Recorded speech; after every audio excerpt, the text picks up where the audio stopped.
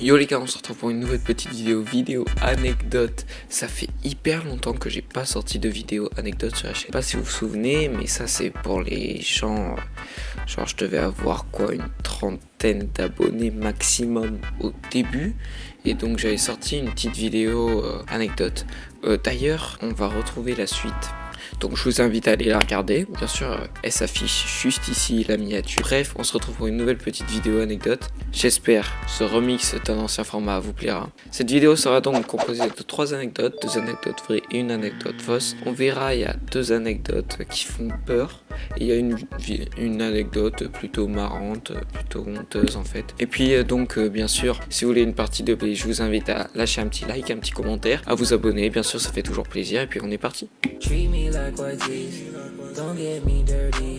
J'étais donc chez ma pote, une pote, on était quoi? On devait être en 5ème. Maintenant je suis en seconde, du coup ça commence à dater. J'étais même pas ici, là où je suis, j'étais dans un truc qui s'appelle le Lot, je sais pas si vous connaissez. J'étais donc chez une de mes meilleures potes, j'étais pas seul avec elle. Il y avait sa meilleure pote à elle, son mec et le frère de son mec, le petit frère. Bref, la soirée se passe très bien. Au bout d'un moment, on doit aller se coucher. Ça doit être quoi, vers 1h, 2h du matin. Du coup, ma meilleure pote et sa meilleure pote dorment à l'étage dans une chambre. Et moi, je dors donc avec son mec, son petit frère. Son mec et son petit frère, eh ben, ils sont dans un lit de place. Moi, je me retrouve sur un matelas, assis sur le sol, allongé, bref. En vrai, j'étais pas trop mal installé. Et donc, au début, je me dis, vas-y, je vais bien m'endormir, etc. Sauf que moi, j'avais un gros problème à l'époque, c'était que j'avais extrêmement du mal à dormir dans le noir. Et en plus, parce que le fait de perdre ce critère de l'humain qui est donc la vue, ça me plaisait pas. Donc voilà, j'ai un peu du mal à bien m'endormir. Et le pire, c'est que j'entends le mec de ma meilleure pote ou son frère en train de ronfler. Mais quand je dis un ronflement, c'est un ronflement d'ogre. Je me dis, waouh, ça va pas aller là, je vais pas réussir à m'endormir. J'attends 30 minutes, 1 heure. J'avais pas de téléphone à l'époque, c'est compliqué. Je décide de sortir, je me mets dans une autre pièce pour m'endormir. Le problème étant que, en fait, le ronflement d'ogre, quand je vous dis que c'était un ronflement d'ogre, je l'entendais comme si j'étais dans la pièce quand j'étais à côté. Après, du coup, j'avais pu mettre la lumière, sauf que la lumière est beaucoup trop forte. Quand moi, je veux une lumière, c'est une petite lampe de poche, etc. Bref, le cas compliqué. Au bout d'un moment, vas-y, je me dis, putain, il fait hyper chaud en plus, on était en période d'été. Je décide d'aller prendre l'air. Je prends l'air, du coup, faut savoir que sa maison, et j'étais direct sur une rue. Je sors de la maison, je traverse la rue, etc. Je commence à marcher un peu dans la rue. Sauf qu'au bout d'un moment, les lampadaires, faut bien qu'ils s'éteignent un jour. D'un seul coup, bam, je suis plongé dans le noir. Je me dis, merde. Qu'est-ce que je fais là? J'ai de nouveau perdu la vue en fait. Mais sauf que il y a les lumières de maison, donc avec ça, je commence à revenir, etc. sur mes pas. Et à un moment, j'ai ce fichu sentiment que quelqu'un me regarde. Je me tourne rien et du coup, je décide de continuer mon chemin. Au bout d'un moment, j'entends les pas derrière moi. Je me retourne. Là, je vois une putain d'ombre derrière moi. Une ombre, j'arrive pas au début à identifier si c'est quoi un sanglier. Impossible. On est dans le cœur de la ville. Je me dis, ok, c'est quelqu'un, tu vois, mais c'est pas grave, il y a des gens aussi qui arrivent pas à dormir. Faut toujours avoir l'esprit pas direct, ouais, c'est un serial killer, etc. Du coup, je continue, je m'avance, etc. Puis au bout d'un moment, le mec, il accélère. En tout cas, j'ai l'impression qu'il accélère. Moi, je me dis, instinct de survie, j'accélère. Au bout d'un moment, le stress est tellement pesant que je me mets à sprint. Je sprint vers la direction de la maison, sauf que je me dis que si le mec, c'est vraiment ce que je pense, il va me suivre. Et le problème, c'est que il saura du coup où se trouvent tous mes potes, etc. Mais sur le moment, je me fais pas la réflexion et je décide de partir. Je cours jusqu'à arriver à la maison. La maison, en fait, moi, je suis sorti par le bas. C'est-à-dire qu'il y avait une sorte de garage en bas, etc. Je suis sorti par là. Et par contre, l'entrée se faisait en haut, puisque monter des escaliers, il y avait une grosse véranda. Et donc, je regarde depuis la véranda, puis là, je le vois.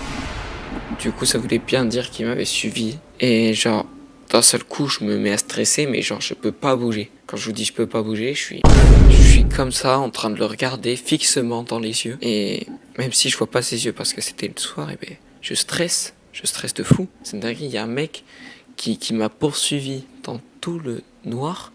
Il devait être quoi? Il devait être 3 heures du mat, un truc dans le genre. Et genre, je pouvais rien faire. Je ne connaissais pas ses intentions. J'allais pas sortir et dire ouais, tu fous quoi? Non, je suis désolé, on n'est pas dans un film. C'est la vraie vie. Du coup, le problème, on se regarde comme ça pendant 5 minutes. Puis d'un seul coup, déclic. Je me souviens que j'ai pas fermé en bas. C'est-à-dire que le mec, à tout moment, s'il voit la porte d'en bas, il rentre. Et là, ses intentions, c'est bon. Heureusement, je dis bien heureusement, il y avait un chien. Un gros chien, pas ma pote, mais du coup, un gros chien, sa mère, qui arrêtait pas d'aboyer sur le mec, ce qui commençait à éveiller les personnes. Du coup, au bout d'un moment, cette personne a décidé de partir. Et je vous jure que je me suis endormi dans la véranda. Je pouvais pas ne pas regarder la rue un seul moment, en me disant que si je pars, c'est là le moment où lui il peut rentrer par le bas, parce que du coup je pourrais pas crier ou faire un truc. Là je vous jure que sur le moment j'étais trop con, parce que en plus je m'en suis voulu tellement fort, puisque le pire c'est que du coup j'avais pas de téléphone et que du coup vu que j'étais bloqué, eh ben je me disais vas-y c'est bon, faut que je reste là à regarder, parce que si j'avais eu un téléphone, j'avais soit appelé la police, soit appelé ma meilleure pote etc qui était en train de dormir, mais j'avais fait un truc, parce que là si je gueulais et que là il y avait donc les darons qui se réveillaient et qui auraient vu qu'il n'y aurait rien, et bien ils m'auraient pris pour un fou. D'ailleurs, j'ai jamais raconté cette histoire aux autres. Donc les gars, c'est la fin de cette première anecdote. Est-ce qu'elle est vraie? Est-ce qu'elle est fausse? Ça, c'est à vous de voir. Donc on passe tout de suite à la deuxième anecdote. C'est parti.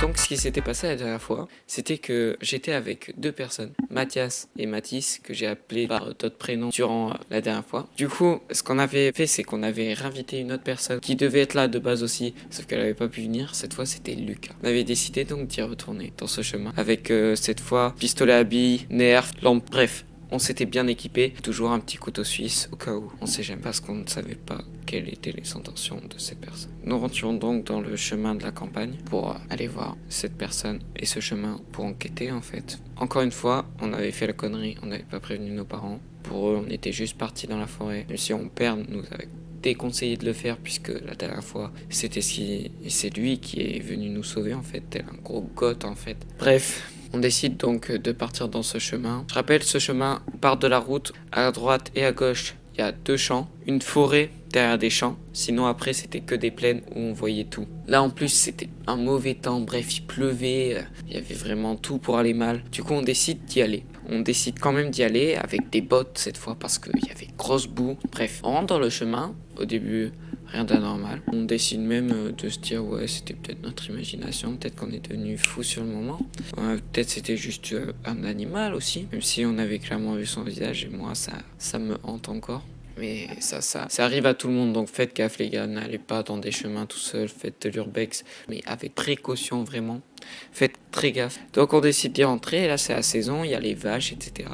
Parce que là on était quoi? On était fin printemps. Donc on s'engouffre dans le chemin, on fait notre petite enquête, on voit rien. On décide de s'avancer vers la forêt. Et c'est à ce moment-là qu'on entend de nouveau les craques derrière. C'est-à-dire qu'il y avait donc sur le chemin, il y avait des branches normales. Sauf que on entend des pas marcher sur ces branches. Mathias, direct, réflexe, bam, il regarde. Rien. Mais du coup on se dit vas-y c'est bon, cette fois c'est des vaches qui ont marché sur les branches. Ce mec là, ce bâtard de ses morts, était donc caché derrière une vache. Je vous fais une reconstitution de la scène. On continue de marcher après qu'on s'est dit vas-y c'était une vache. D'un seul coup on entend une putain de respiration. On se regarde tous les 4. On commence à se mettre en formation. Comme ça là. Je sais plus comment on dit, bref. Du coup on se met cette formation, on regarde, on tourne autour de nous. Bref, ça on s'était entraîné. Et c'est là que moi je vois des putains de pieds sous le ventre d'une vache. Le premier réflexe que j'ai eu, c'est tout simplement de demander aux gens de courir. Je vois les pieds, je me dis les gars, courez. On se met à courir dans la direction encore une fois de la forêt, je sais pas pourquoi. Parce qu'il était tout simplement derrière nous ce gars. Du coup si on allait dans la direction de la route, à tout moment il en chopait un. L'avantage qu'on avait, c'était la forêt. La forêt, on était cachés derrière des arbres, etc. On se met à courir. On passe sous les barbelés encore une fois. On rentre dans la forêt. Mathias, il recommence à stresser. Il dit putain, pourquoi on est revenu ici? En vrai, je le comprends tellement. La dernière fois, il était en stress. Il avait même pleuré. On décide de se recacher derrière les arbres. Lucas, il dit mais putain, c'est quoi ce scénario? Ça existe pas, ça, etc.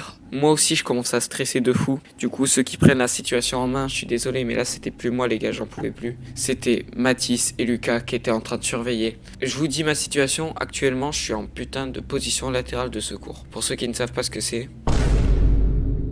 Donc je suis actuellement comme ça dans la bouche, moi. J'en ai rien à foutre, j'ai même pas pris de manteau. J'ai dû jeter un outfit après parce que carrément... il était imbibé de boue, irrécupérable. Mathias, il est en train de stresser. Il sait pas quoi faire, il regarde derrière parce qu'il a peur qu'il y ait un autre mec. Et il avait raison. Derrière nous, un putain de mec à poil dans la forêt. À ce moment-là, je me relève, mais d'une façon la plus rapide que je n'ai jamais faite. Je ne comprends pas ce qui se passe, pourquoi il y avait ce mec là-bas et ce mec là. Je me dis, la dernière fois, il était seul, qu'est-ce qu'il fout là? Est-ce qu'il savait qu'on allait revenir? Ça veut dire que il sait l'information depuis une personne qui est proche de chez nous, mais le pire, c'est qu'il est à poil. Quand un gars est à poil dans la forêt, seul, je suis désolé, mais c'est pas qu'il a l'intention de faire de bonnes choses. C'en est trop pour Mathias. Mathias, il se met à vomir. Je le tire par les bras, alors qu'il m'a carrément mis du vomi sur le bras. Je m'en contrefous. Je dis, Mathis et Lucas qui l'avaient pas vu. Quand ils le voient, ils se mettent à gueuler. Mais comme jamais, c'était affreux le cri. J'en ai encore peur, quoi. C'était hyper aigu, comme dans les films. Je comprends pas. Direct réflexe que j'ai, c'est de sortir mon téléphone. J'appelle mon père. Il y a Lucas qui sort son téléphone, il appelle la police, Mathis il prend en charge Mathias, parce que Mathias il est en PLS. Je précise que le gars à poil ne nous a pas encore vus. C'est qu'à partir du moment où on sort de la forêt, que là il voit des gens courir, que lui il se met à courir. Un mec à poil dans la nuit qui te court après, genre moi je me suis dit ça y est je suis mort, j'ai rien à faire, qu'est-ce que tu veux qu'on fasse? Il y a un mec là-bas et un mec là. On prend une décision directe, on décide de repasser sous les barbelés. Ils appellent la police, ils disent oui, on est en train de se faire poursuivre, etc. Moi j'appelle mon père. Papa, ça recommence, il y a un mec à poil qui nous court après. Il dit, mais pourquoi vous avez fait ça? Il m'a engueulé comme jamais au téléphone. Il a dit, j'ai même pas le temps d'allumer la voiture. Il a tapé son meilleur sprint pour venir, il était même pas là. En 2 minutes, alors que normalement, courir jusqu'en haut, ça prend 5-10 minutes. C'est incroyable. Et du coup, nous on passe sous les barbelés, on se dit, putain, il y a le mec à gauche. Sauf qu'en fait, c'était des putains de bottes dans la terre. Juste, quelqu'un avait oublié ou paumé, je sais pas. Il y avait une botte par terre, une botte debout. C'est-à-dire que c'était soit les bottes du mec, soit les bottes du fermier, je sais pas. Je réfléchis pas sur le moment, je me dis juste, je suis trop con parce que tout ça, cette action-là, c'est à cause de moi. Juste ça parce que j'ai eu un putain de coup de stress et que j'ai mal vu les bottes. On commence à cavale, on sort du chemin enfin. Mon père arrive, le mec ne nous poursuit pas, la police arrive et ne retrouve pas le mec. J'ai pas pu sortir de la maison pendant 1 mois. C'est totalement compréhensible. Après, par la suite, je suis allé voir une psy, me faire oublier un peu ce que j'ai vécu. À ce que je sais, c'est que mes potes, à part Mathias, ne sont pas trop traumatisés. Juste Mathias ne veut plus faire des trucs comme ça. Vraiment, il ne veut pas. Et c'est compréhensible. Les gars, c'est la fin de cette anecdote. Donc, d'après vous, est-ce qu'elle est vraie? Est-ce qu'elle est fausse? C'est vrai, elle a duré un peu plus longtemps que les autres. Bref, du coup, on passe tout de suite à la dernière anecdote. Les gars, cette fois, ça y est, c'est la fin, c'est l'anecdote assez rigolote. Du coup, ça s'est passé à l'internat, puisque actuellement je suis à l'internat, si vous ne savez pas. On était parti une petite soirée, on s'était dit, vas-y, on va se regarder un petit film avec mes potes. Petit film d'horreur, Scream 6, je sais pas ce que vous en pensez. Moi, franchement, j'ai bien aimé. Il était incroyable ce film, sauf que sur le moment, on était que tous les deux dans la chambre avec un de mes potes. Et sauf que, je sais pas pourquoi, on s'est arrêté en plein milieu et on a eu un putain de coup de stress. Genre vraiment, c'était hyper stressant. Même du coup, à un moment, on décide de sortir pour aller aux chiottes. On a commencé à cavaler dans le couloir parce qu'on s'est dit putain merde, on va mourir. On est rentré dans les chiottes. On décide de scroller TikTok, mais avec le sang hyper fort. Ce qui fait que la dame de l'étage, elle se réveille. Nous, quand on sort, on avait un de nos potes téléphone. Je sais pas, genre moi, tu vois, je sors en marchant normal. Et puis là, je vois mon pote qui sort des chiottes en cavalant. Du coup, moi, qu'est-ce que je fais? Je sais pas, je me dis, il y a un truc. Du coup, j'ai peur, je cavale aussi. Puis la grosse screamer, à notre gauche, on voit quoi? La dame de l'étage qui nous regardait comme ça. Ensuite, on va dans la chambre, on ferme la porte, on se dit mais putain mais qu'est-ce qu'on a fait? On sait qu'elle arrive, là, on n'entendait pas dans le couloir. Je vous jure, elle est arrivée comme ça là. Elle est vraiment arrivée d'un pas trop vénère, je savais qu'on allait mourir de toute façon. Genre, elle nous avait vus, du coup. On était dans la sauce. Déjà, on devait éteindre à 22h. Normalement, là, il était quoi? Il était 1h du matin. Je vous rappelle, on était quoi? On était un jeudi. Donc le lendemain, ça allait être la dernière journée, sauf que forcément, c'était un vendredi 13. Je sais pas, genre là, vraiment, ce vendredi 13, il nous a trop porté malchance. Carrément, elle est arrivée, elle a claqué la porte. Nous, on était en mode, vas-y, faut retourner dans le lit, etc. Sauf que elle nous a pris en flagrant délire, les gars. En flagrant délire. On se retenait de rigoler avec notre pote, sauf qu'il y avait rien de drôle tellement elle nous gueulait dessus. Et elle nous a menacé de nous changer de chambre. Elle nous a menacé, du coup, de nous prendre 2 heures de colle. Un jour d'exclusion, probablement, qu'on allait partir chez la principale. Ça fait trop d'informations d'un coup. Et puis même, genre, elle gueulait tellement, on s'est dit, mais c'est clairement elle qui a réveillé l'internat, là. C'est pas nous. Elle nous gueulait dessus, j'ai jamais vu ça. De base, elle était gentille. Là, carrément, c'est devenu la dark dame de l'étage. Bref. Du coup, c'est pas ça l'anecdote, puisque ça c'est l'intro. Maintenant, on passe à la suite. Le lendemain, ce qui doit arriver, on va chez la CPE. Du coup, on est en mode non et tout. Déjà, c'est mieux que la principale. On va chez la CPE, on se prend 2 heures de colle, ce qui fait que j'ai pas pu être là du coup un mercredi pour stream. Je suis désolé les gars, c'est chiant les 2 heures de colle au lycée, franchement ça passe lentement. Ne faites pas ça, ça vous gâche le mercredi après-midi. Donc là on se dit putain la journée déjà elle commence mal. On mange au self, on est que tous les deux. Puis je sais pas, c'était l'époque des punaises. Je décide de m'essuyer la bouche comme ça. Et là je vois quoi? Une putain de punaise ici. J'ai trop peur. Bam, je balance la serviette. Puis là il y a quoi? La dame de l'étage. Elle me regarde, je me dis oh merde. Le pire, c'est que j'avais crié avec. Du coup, je me dis, mais putain, qu'est-ce qu'elle va penser? En plus, petit délire, on avait mis une serviette sur la carafe. C'était juste pour pas que mon pote mette sa main avec son verre pour tremper dans la carafe. C'est grave sale, les gars, faites pas ça. Du coup, voilà, j'avais mis ça comme ça. Et du coup, je vais ramasser la serviette, je la mets à la poubelle avec la punaise à l'intérieur. Du coup, on se dit, vas-y, fin de l'histoire. On décide du coup, on a fini de manger, on sort de table. On fait le dernier cours de l'après-midi et puis là, la dame de l'étage qui vient nous chercher. Je suis en mode, mais what?